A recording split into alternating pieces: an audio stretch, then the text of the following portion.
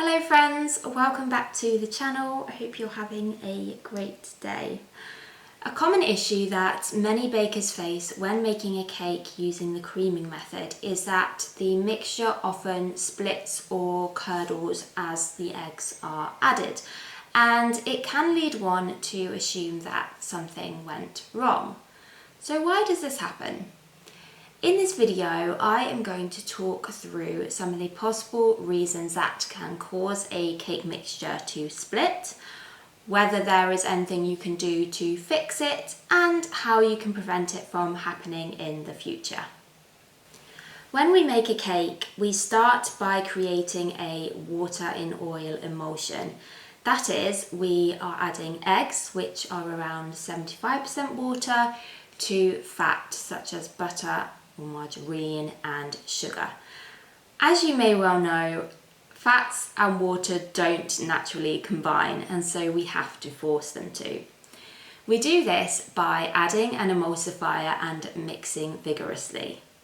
Emulsifiers have both a hydrophilic, i.e. water-loving part, and a hydrophobic, i.e. water-hating part. I don't really like to use the word hate, but you get what I'm saying. This means that they are attracted to both water and fat, and so can bring them together, creating a smooth, homogeneous mixture. Although whole eggs are 75% water, egg yolks are emulsifiers and so help the cake mix come together. So what causes curdling and how can we prevent this? The first reason is that one or more of the ingredients was too cold. If the ingredients are cold, they are much more difficult to combine, and in particular, if the fat gets cold, it can solidify, resulting in lumps within the batter. To prevent this, ensure that your ingredients are at room temperature. Secondly, the eggs were added too quickly. If, say, for example, you add all your eggs at once or in a large quantity, the fat is simply not able to hold this large quantity of water all at once, and so it almost shocks it, which can cause the cake mix to curdle. To prevent this, add your eggs very gradually, beating well in between each addition until they are thoroughly combined. Sometimes there is simply too much water for the fat to hold, and so the mixture curdles anyway. And you may want to adjust the ratio slightly. However, I would only recommend doing this if you are a more experienced baker, because adjusting the quantities of the ingredients, changing them, can really affect the final result. A simple trick to prevent cake batter from curdling is to add a little of the flour whilst beating in the eggs. This stabilises the mixture, giving it the ability to hold more water. If your mixture has curdled due to one or more of the ingredients being too cold, you can place your mixing bowl over a saucepan of hot water for a few minutes to warm everything through before mixing again. Just be very cautious with this because you don't want to melt the fat, as that will also affect things.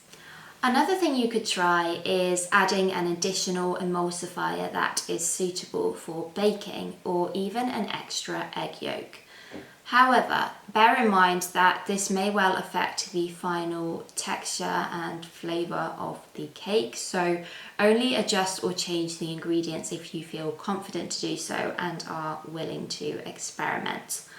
I have added an extra egg yolk to cake mixes at times, and the cake has come out really well.